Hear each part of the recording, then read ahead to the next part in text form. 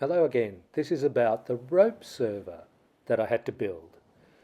I had seen some online and this is what I ended up with. Just made of plywood.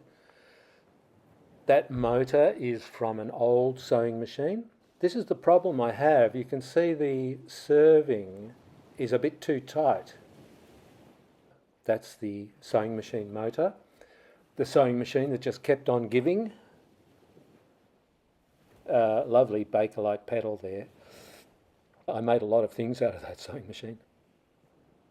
The gears, obviously I had to use three to get the same direction at both ends.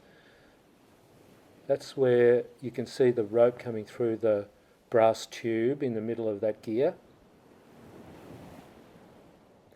And that shaft there is the transmission to drive the other side so that the rope spins at both ends the same speed. There's the rope coming through the tube and the bearing and going right across there to the other side.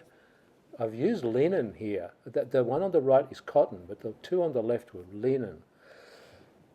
That's the bogey end, so to speak. You can see here again the problem where the serving looks too tight. Normally it wouldn't be less diameter than the original rope. What I've discovered is that I had used cotton for these and it wound very tightly and tightened up the diameter of the rope. So my first test here was to do double serving.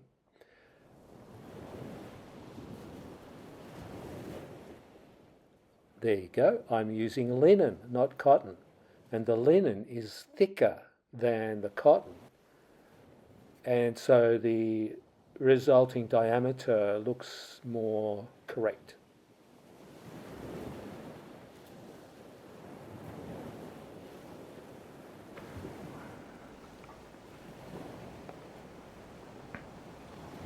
Go back to the knot.